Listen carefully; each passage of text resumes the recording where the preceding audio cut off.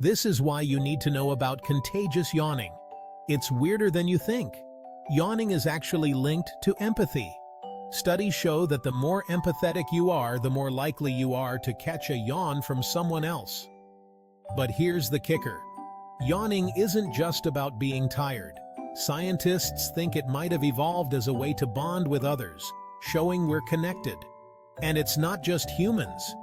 Animals like chimps and even dogs catch yawns too, probably for the same reason. So, did you yawn during this video? Comment below if you did. And remember to like and follow for more mind-blowing facts in 60 seconds.